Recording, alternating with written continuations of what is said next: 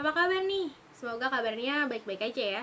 Balik lagi nih sama aku, Najla Tufailah dari D3 Fisioterapi, UPN Veteran Jakarta, Angkatan 2020. Nah, di video kali ini nih, sebenarnya bahasannya masih kayak video sebelumnya, seputar COVID-19. Tapi di video sekarang ini aku bakal membahas fokus pada keterkaitan antara sistem respirasi dengan COVID-19. So, langsung aja yuk ke pembahasannya.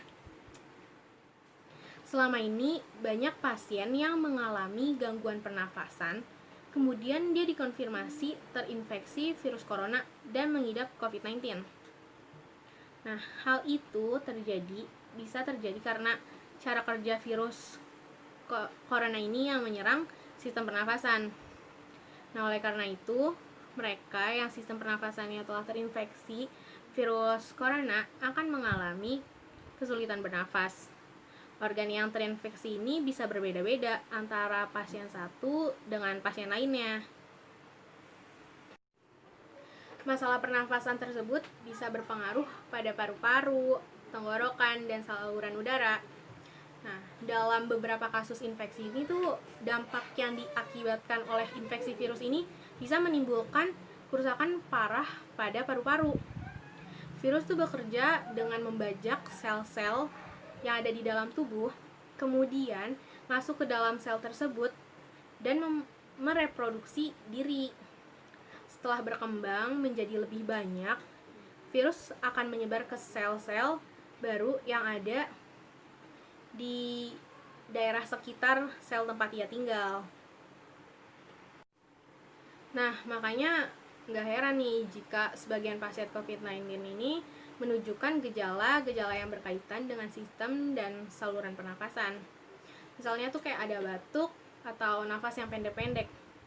Meskipun ada juga sih kasus positif yang menunjukkan gejala berbeda, kayak ada demam yang lebih dari 38 derajat Celcius, terus ada hidung meler, sakit badan, terus ada sakit kepala, susah tidur, sakit tenggorokan, berkeringat, kelelahan, atau panas dingin.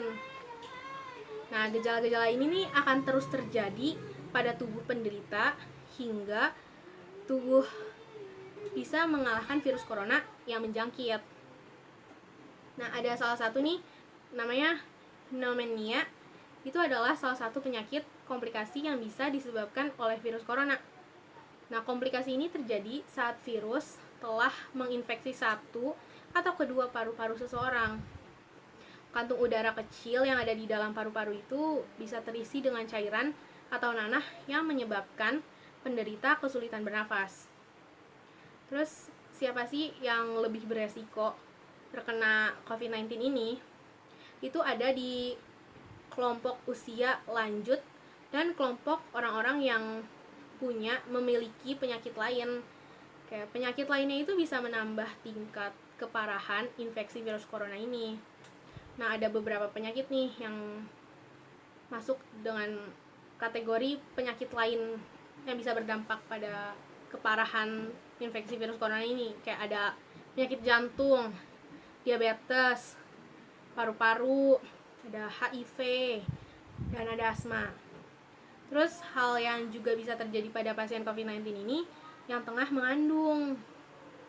Makanya untuk itu orang-orang yang memiliki resiko lebih besar ini tuh perlu banget untuk segera menghubungi dokter atau rumah sakit untuk segera mendapatkan penanganan medis.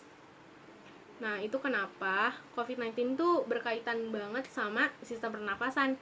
Ya, balik lagi karena gejala-gejalanya yang ditimbulkan dari orang-orang yang terinfeksi COVID-19 ini ya berhubungan dengan sistem pernafasan dan menyerang sistem pernafasan itu sendiri.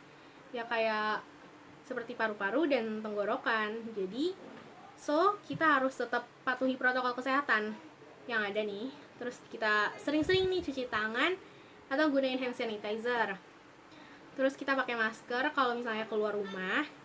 Dan kalau misalnya emang banget nggak ada kepentingan yang mendesak, jadi kita tetap di rumah aja. And stay healthy, guys. So, itu aja dari saya.